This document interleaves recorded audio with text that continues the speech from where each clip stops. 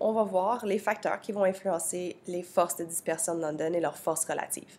Donc, si on compare ces deux atomes-là, qui sont des atomes qui sont stables à l'état monoatomique, c'est-à-dire qu'ils n'ont pas de polarité, ils n'ont pas de différence d'électronégativité et ainsi de suite, on a vu qu'ils peuvent avoir des forces d'attraction l'une vers l'autre à cause des forces de dispersion de London, et c'est ça qui fait qu'ils peuvent passer de l'état gazeux à liquide à solide. Si on regarde le néon, on sait que ça va passer de l'état gazeux à liquide à moins 246 degrés Celsius et de l'état liquide à solide à moins 249 degrés Celsius. Et on avait expliqué dans la dernière vidéo que c'était à cause des forces de dispersion de London. Et ça, c'était à cause du fait que les atomes vibrent et vont se placer, vont avoir un effet où les électrons vont se déplacer dans le nuage électronique autour du noyau de façon un petit peu inégale à cause de leur vibration, à cause du fait qu'ils vibrent un petit peu. C'est-à-dire qu'ici, j'ai placé mon atome de néon qui a ces électrons qui vont être distribués d'un côté à cause de la vibration. Et ça, on a vu que ça va créer des forces qui, ça va créer des charges partielles un petit peu qui vont être temporaires dans l'atome lui-même et faire en sorte que cette région-là va être un petit peu plus négative et que l'autre région va être un petit peu plus positive à cause que les électrons ne sont pas distribués également dans le nuage électronique. On avait dit que ça, c'était la création d'un dipôle temporaire instantané à cause de la vibration et du mouvement des électrons d'un côté de ton atome. Maintenant, quand on a la formation de ce dipôle temporaire, on peut créer maintenant un dipôle induit si un autre atome de néon se rapproche de ce dipôle temporaire, parce qu'on a vu que les électrons vont être repoussés. Donc, ces électrons-ci vont être repoussés à cause de ces électrons-là et faire qu'ils vont maintenant se rendre de ce côté-là de l'atome parce qu'ils sont repoussés par les charges négatives des électrons de cet atome-ci. Ceci va faire en sorte que tu vas avoir ton dipôle qui va être induit, faire en sorte que tu as tes charges partielles négatives de ton atome de ce côté-ci à cause que les électrons se retrouvent dans cette région-là. Et de l'autre côté, tu vas avoir les charges partielles positives de ton atome parce que les électrons, il y en a beaucoup moins de densité électronique de ce côté-ci. On a vu que ça va créer une force d'attraction entre les deux atomes qui va les permettre de se rapprocher si l'énergie cinétique est suffisamment petite pour ne pas empêcher les deux atomes de se rapprocher trop. Donc, on voit qu'il va y avoir cette force d'attraction qui les attire mutuellement, puis ça, c'est ta force de dispersion de London.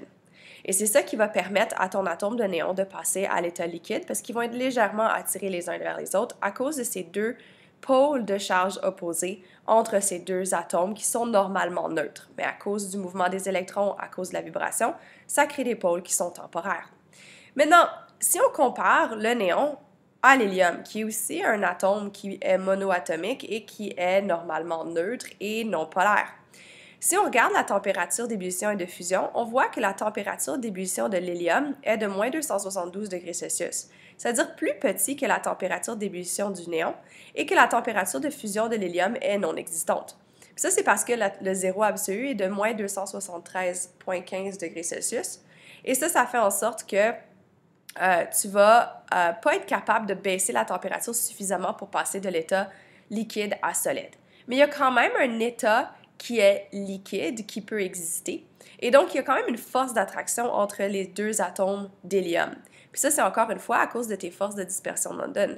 Tu vas avoir la vibration des atomes d'hélium qui vont faire que la distribution des électrons va être inégale. Et ça va faire en sorte que tu vas avoir une charge partielle négative d'un côté de ton atome et une charge partielle positive de l'autre côté de ton atome parce que les électrons ne sont pas distribués de façon égale autour de l'atome. Ça crée ton dipôle temporaire qui, lui, va causer un dipôle induit dans un autre atome d'hélium qui est à proximité dans le contenant. Ça va repousser les électrons de l'autre côté de l'atome et ça va créer une autre charge partielle négative et une charge partielle positive, donc négative et positive dans l'autre atome, donc ça va créer un dipôle qui est induit. Et ça aussi, ça va créer une force d'attraction entre les deux atomes où ils vont s'attirer mutuellement pour être capables de passer de l'état solide, de l'état gazeux à liquide. Mais si on regarde la force relative, pour que la température d'ébullition de l'hélium soit plus basse que celle du néon, ça veut dire que la force d'attraction de deux atomes d'hélium dans un contenant à cause des forces de dispersion de London vont être moins grandes que celles du néon. Parce que ça prend beaucoup moins de chaleur pour les séparer, donc ils se retiennent mutuellement beaucoup moins. Donc ils s'attirent moins fortement, donc ça prend moins de chaleur pour les séparer, les faire passer de l'état liquide à l'état gazeux. Maintenant, pourquoi est-ce que l'hélium, la force de dispersion de London entre deux atomes d'hélium dans un contenant est moins grande que celle du néon? Bien, dans les notes, c'est écrit que c'est à cause de l'augmentation de la masse molaire. Le néon a une plus grande masse molaire que l'hélium. Mais en réalité, c'est pas ça le problème, nécessairement. On sait que plus que la masse molaire augmente, plus que le nombre d'électrons autour du noyau augmente aussi. Ça veut dire que si on regarde la quantité d'électrons que possède le néon et celle de l'hélium, on voit que quand tu as la formation d'un dipôle temporaire instantané, les électrons, il va y avoir beaucoup plus d'électrons qui vont se retrouver d'un côté de l'atome que de l'autre, ce qui veut dire qu'il va y avoir plus de charges négatives de ce côté-ci et moins de charges négatives de l'autre côté, ou pas du tout. Tandis que si tu regardes l'hélium, tu vois qu'il y a beaucoup moins d'électrons qui vont pouvoir se déplacer d'un côté, donc moins de charges négatives. C'est-à-dire que si on compare les charges négatives des deux côtés, on peut dire que de ce côté-ci, il pourrait y avoir 1, 2, 3, 4, 5, 6, 7, 8, 9, 10 charges négatives. Et de ce côté-ci, il va y en avoir 10 charges positives. Tandis qu'avec l'hélium, tu peux avoir seulement 2 charges négatives de ce côté-ci, donc 2 charges positives de l'autre côté.